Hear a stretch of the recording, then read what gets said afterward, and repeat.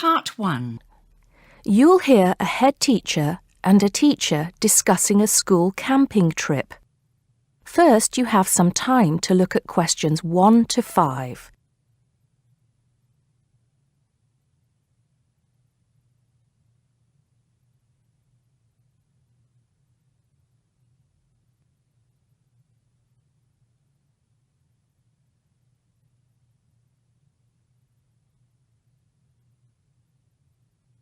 Listen carefully and answer questions 1 to 5. Good morning, Mr. Thompson. Can I speak to you for a moment? Of course, Jamie. Come in. Have a seat. I've just finished looking through the reports for this term. It looks like the pupils are doing very well. Yes, I think they are. It's all going fine. So, Jamie, what's on your mind? Well, I've been thinking about next month's camping trip, the one for Year 10. Yes, we've got it scheduled for the 23rd to the 26th, if I'm not mistaken. Actually, I think it's the 24th to the 27th. Let's just check. Oh, right. Yes, you're right. So... Well, I've been thinking about how we might possibly make this year's event even better than last year's. Not that last year's wasn't great, but... Suggestions for improvement are always welcome, Jamie. So, what have you been thinking about? Well, to tell the truth, I wasn't completely happy with the camp we used last year. It was rather small, and I didn't feel that the grounds were particularly well kept. Go on. I did some searching, and I think I found the perfect spot. It's called Shepton Meadows, and... Is that the campsite in the Lake District? No, actually it's just outside Carlisle. It's a huge site, and it's on a lovely lake, Lake Brant, I believe it's called. Half the site is forested, and the rest, the actual camping area, is grassy. For kids that rarely get to see anything more than concrete, it's ideal. And the facilities are amazing. There's a basketball court, a large pool, and a football pitch. There are well-marked trails through the forest for hiking, and the lake is there for swimming and other water sports. I believe there's even a lifeguard service. That sounds like it might suit our purposes perfectly. Did you happen to find out about availability and cost? Yes, as a matter of fact, I did. I called them yesterday evening, and there are plenty of spots available. And because we're a non-profit organisation, they said they would give me a reduction in the price. If I remember correctly, we paid £5 a head last year. Yes, per night, right? Yes, each child paid £10 for the 2 nights. Well, at this campsite, it's only £4 per night. And they told me that if we had over 50 children, which we do, they could give us a further 10% off. That's very reasonable, isn't it? Well, from what you've told me, I think we should probably go ahead and book. Excellent. I'm sure the children will love it. I'm sure they will. Before you hear the rest of the conversation, you have some time to look at questions 6 to 10.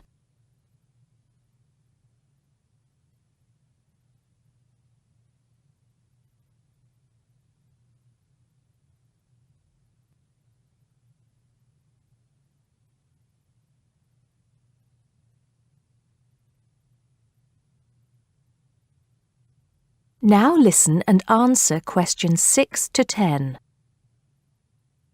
Now, Jamie, have you given any thought to an itinerary by any chance? As a matter of fact, I have.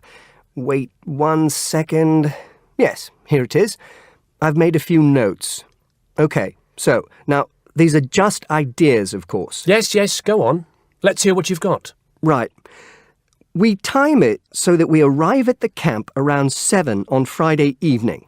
It'll still be light then, and we'll have plenty of time to set up camp and get ourselves settled in. At 8, we could have a barbecue, hamburgers and hot dogs, something that's nice and easy to prepare. And that children love. Yes. Then, lights out would be at 9:30, so the children will get a good night's sleep and be up bright and early at 7 on Saturday morning. Breakfast would be at 7:30, an hour's hiking from 8 till 9, and then a couple of hours at the lake. That would take us up to 11. I think that an hour of free time would then be in order. Let them have a chance to explore a bit on their own, you know? Yes, great idea. And then? Let's see, a picnic lunch at 12, and then sports in the afternoon till 4. Another swim until 5, and then supper. After clean-up, around 6:30, we could have a talk-back session, where the children get a chance to discuss their day and anything else they might have on their minds. Then a campfire and sing-along at 8, back to the tents at 9:30, and, well, that takes care of Saturday. Excellent, excellent. That would certainly keep them busy. What about Sunday? Sunday, right. As on Saturday, same wake-up and breakfast times, and then I thought we could go on a bit of a day trip. There are some caves about an hour's walk from the camp, which I thought the children might find interesting. We could leave at 8, which would mean we'd get to the caves at 9. They could explore for a couple of hours, and we'd head back at 11. 12 o'clock would see us back at the meadows. An hour's swim, and then lunch at 1. Then we could have organised games in the afternoon until supper at 5. It would take us an hour to clean up our sites and pack up. We'd be on the buses at 6 and all set to head back into the city. Well now, you've certainly put a lot of thought into this, Jamie, and it's paid off. I think it sounds wonderful. I can't think of a thing that needs to be changed. Let's go for it. Brilliant! I'll get the itinerary printed up and put it up on the notice board this afternoon. That is the end of part 1. You now have half a minute to check your answers.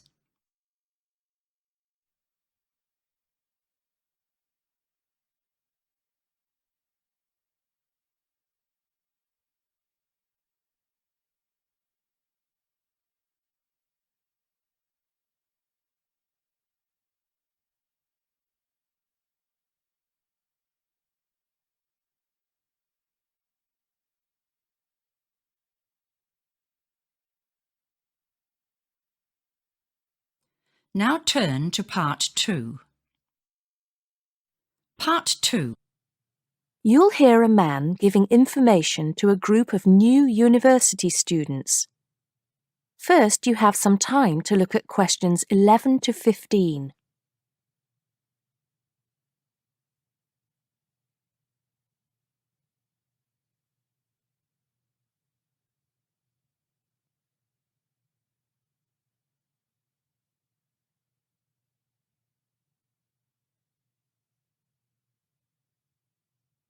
Now listen carefully and answer questions 11 to 15. Good morning, University of Radstock students, and thank you for coming out today. As some of you may already know, my name is Scott Barnes, and I am the director of the Student Services Office here at the university. I'm here today to give you some information about what Student Services has to offer you. To begin with, let me just say that I feel that our office will play an important role in the way that all of you will experience your time here at Radstock as students. Primarily, our center is geared towards providing answers to any questions you may have. Because all of our reception staff are currently enrolled as students at Radstock, we feel that we're in an excellent position to deal with any issues you may face during your time here at the university. As I said earlier, the Student Services Office is mainly a place where you can have your queries answered. However, the office is more than that. For example, if you come and visit us, you can pick up your student discount cards. Now, with these cards, which come at no additional cost to you, you can take advantage of reductions of up to 40% on all forms of public transport in the city. In addition, the cards are honored at many shops and restaurants in the area, giving you the chance to save up to 35% off food, beverages, and other purchases. Our office is also the place you should visit if you would like to get involved in any of the 30 different clubs and societies available at Radstock. Come in any time between 10 and 3 on weekdays and sign up to become a member of the university choir or orchestra, the drama or debating club, the university trivia team. The list goes on and on. For new students, I cannot stress enough how vital it is to participate in the non-academic side of university life. Yes, we are here to work hard and do our best at our studies, but student life is also about having fun and meeting like-minded people. So, bearing that in mind, make sure that you get involved and enjoy yourselves. Before you hear the rest of the talk, you have some time to look at questions 16 to 20.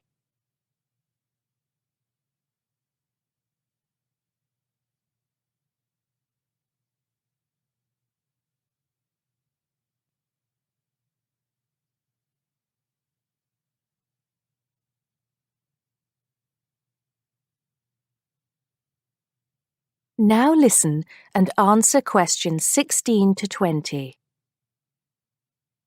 Moving along, I'd now like to talk to you about another very important service that our office provides, and that is counseling. I'm sure that you are all well aware that there are times in life when things can go wrong and times can get tough. We all have to endure difficult experiences, and these difficulties can be emotional or physical. Whatever the case may be, talking with an experienced counselor can help you through the trying times. The counseling service here at Radstock is staffed by counselors who are qualified to help you deal with problems ranging from homesickness and loneliness to eating difficulties and life changes.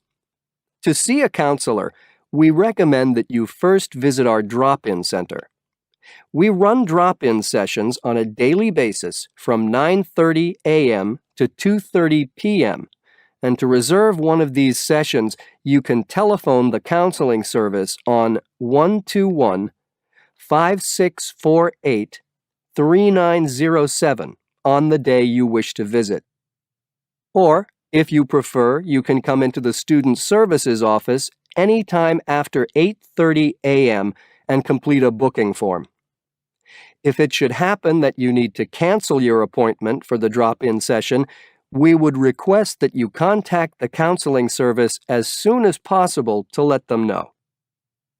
Drop-in sessions can be as short as 20 minutes, but it's more usual for them to take about 45 minutes.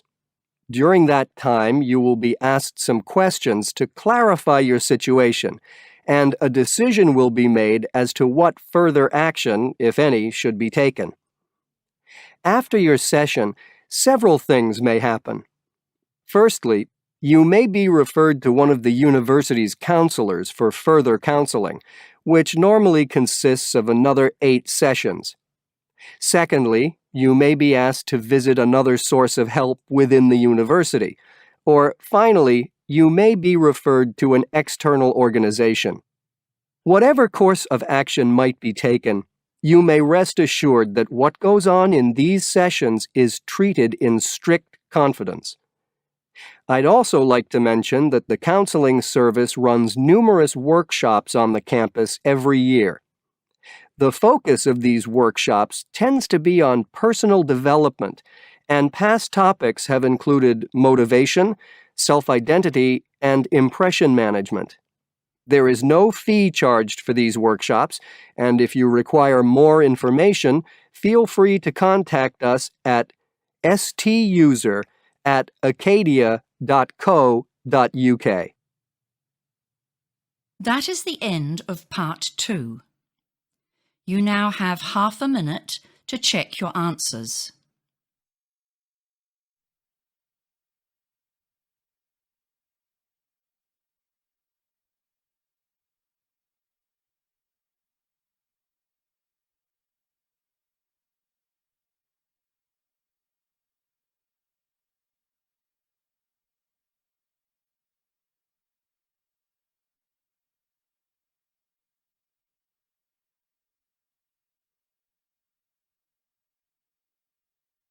Now turn to part 3. Part 3. You'll hear a tutor and a student talking about the history of the scientific method. First, you have some time to look at questions 21 to 25.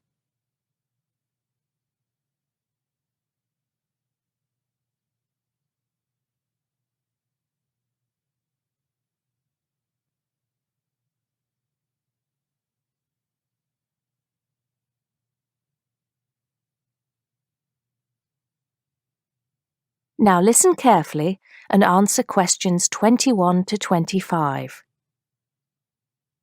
Hello, Simon. Come in. Take a seat. Now, I wanted to talk to you about your assignment. Yes, the one on the scientific method. That's right. I just wanted to see how you were getting on. Well, I think it's fine. I mean, I haven't done a huge amount of work on it because I've been working on other things. But what I've read so far seems fine. How many of the references that I gave you have you managed to get hold of? Not too many, I'm afraid. It seems that everyone else is working on the same things at the same time. And every time I look, the books are checked out from the library. Right. Well, I think that we can go over the main ground together now. That way, even if you don't manage to go through all the references in detail, you'll still have an overview. What has helped you most so far? I've managed to have a look at 3 of them. I thought that Johnson made some good points, but it was hard to follow the line of her argument. Bradman was simple and straightforward, and I felt as if I got a lot out of that. I wish I could say the same for Whitaker. To be honest, I didn't get very far with that. Okay, that's more or less what I'd expect. So tell me, what have you learned so far about the role of the Egyptians and the Babylonians? Yes. Well, there's evidence that the basic components of the scientific method, examination, diagnosis, treatment, and prognosis, were being used in the early 1600s BC, especially in the treatment of certain illness. Good. Yes, that's right. And the point, of course, is that that represented a considerable advance over relatively simple, non-empirical approaches, which usually attributed anything unknown to the actions of the gods, etc. Of course, the Egyptians and Babylonians did this as well, but what we see emerging here is a willingness to base opinion on systematic study of the real world, which is at the root of the scientific method. I see. Right, yes. And then that reappears later. Yes, although don't get carried away with the idea that it was a simple process of development. By the time we get to ancient Greece, let's take the period towards the middle of the 5th century BC, the rules governing the scientific method were practiced on a widespread scale, but there were still many people who believed that real truth could only be acquired by pure rational thought. Plato, of course, had a great influence on the development of the scientific method during this period. Through his academy. That's right. But then, as we know, a great deal of understanding of the scientific method disappeared as the old world order collapsed. It wasn't until the Middle Ages, sometime before the 11th century, that several versions of the scientific method emerged from the medieval Muslim world, all of which stressed the importance of experimentation in science. Right. I think I've got the historical timeline. Before you hear the rest of the conversation, you have some time to look at questions 26 to 30.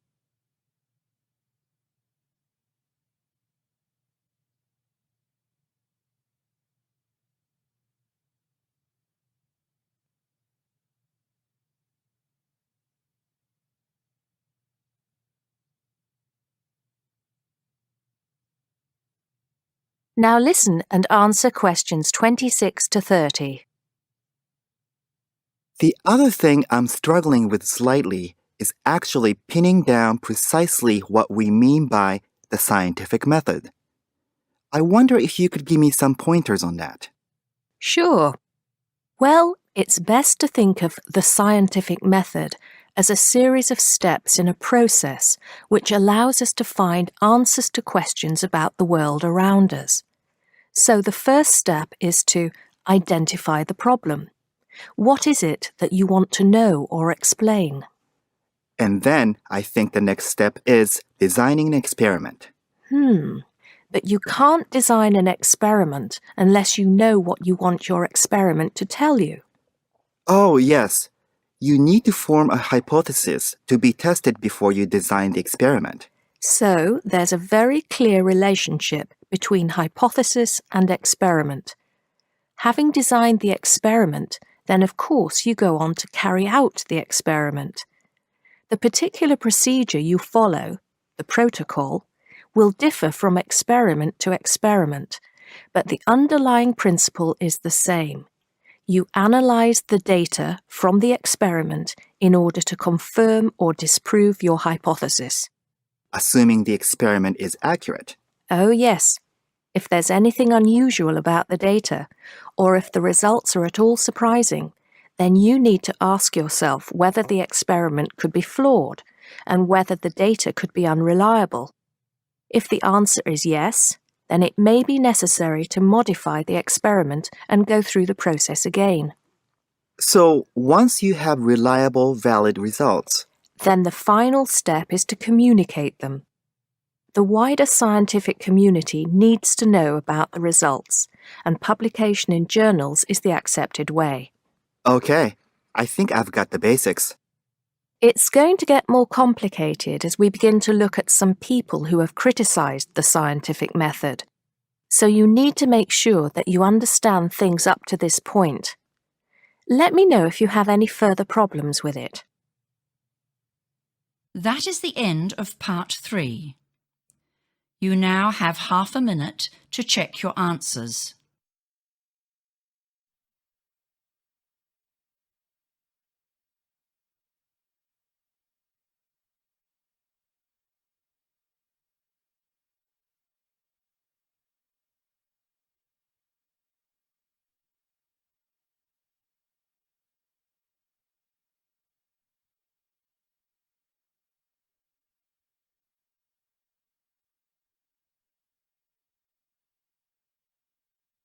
Now turn to part 4.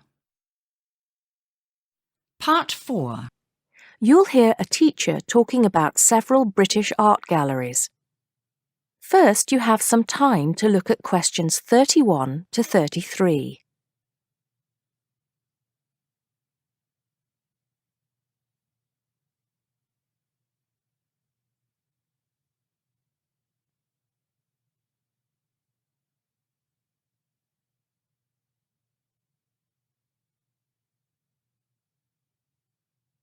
Now listen carefully and answer questions 31 to 33. Good afternoon. Welcome to the first class of V100 Art and History. The objectives of the course, as you will have seen if you've taken a look at the syllabus, include familiarizing yourselves with the vocabulary and language of art, learning about the basic elements of art and design, and finally, discussing historical periods as they pertain to art. The course will also give you the opportunity to visit some of the many galleries and museums that Britain has to offer. So, having said that, I'd like to spend the rest of today's class talking about 4 of the more important galleries that we will be visiting in the coming year. As most of you already know, or at least I hope most of you know, there are 4 Tate galleries in all. To begin, I'd like to tell you a little bit about the Tate Modern. Tate Modern is located in a very busy part of London called the South Bank. It's close to 2 world-renowned tourist attractions, St. Paul's Cathedral and Shakespeare's Globe Theatre. Now, interestingly enough, Tate Modern is housed in what was a power station, built in several stages between 1947 and 1963. It was closed down in 1981 and reopened as a gallery in the year 2000. Tate Modern consists of 5 levels, with the Tate collection being shown on the 3rd and 5th levels. On level 2, the works of contemporary artists are exhibited, while level 4 is used for holding large temporary exhibitions. Since this museum opened, it has become a popular spot for both Londoners and tourists alike. And believe it or not, it doesn't cost anything to get in to see the collection displays. Before you hear the rest of the talk, you have some time to look at questions 34 to 40.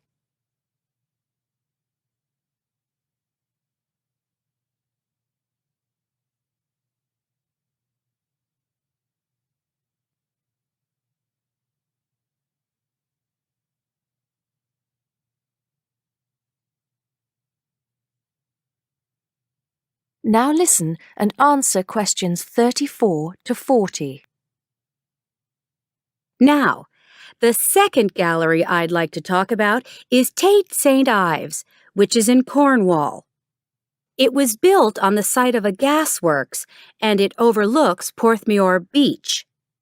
Tate St. Ives is housed in a 3-story building that was designed by the architects Evans and Shalliff. It was established in 1993, 7 years before Tate Modern was opened, and the gallery exhibits the works of modern British artists, including members of the St. Ives School, a group of artists living and working in the area from the 30s onwards. In later lectures, we'll be looking at the work of some of the artists who belong to that group and the ways in which they influenced each other. Okay, am I going too fast for any of you? No? Good. Next, I want to talk about Tate Britain, which is a gorgeous gallery situated right in the heart of Westminster. Tate Britain was the first of the 4 Tate galleries to open, and it was established in 1897. It was built on the site of an old prison, and when it first opened its doors, it was called the National Gallery of British Art. Later, it became known as the Tate Gallery, after the man who founded it, Sir Henry Tate. During its lifetime, Tate Britain has been damaged twice, once by floodwaters from the River Thames, and once by bombings during World War II. This gallery has an interesting range of exhibitions of historic and modern art from 1500 up to the present day. Now, the last gallery I'd like to tell you about is called Tate Liverpool. It's not hard to figure out where this gallery is located, is it?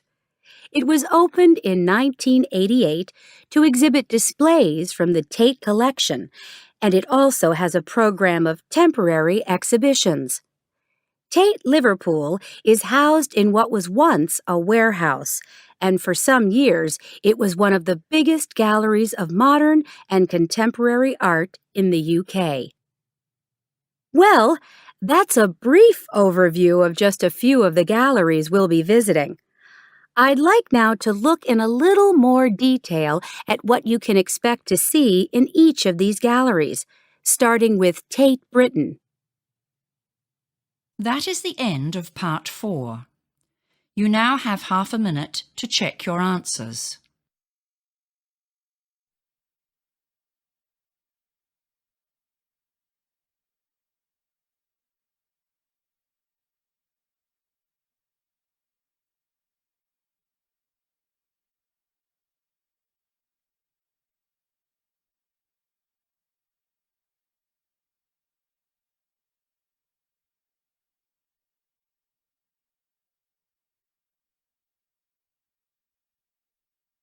That is the end of the listening test. You now have 10 minutes to transfer your answers.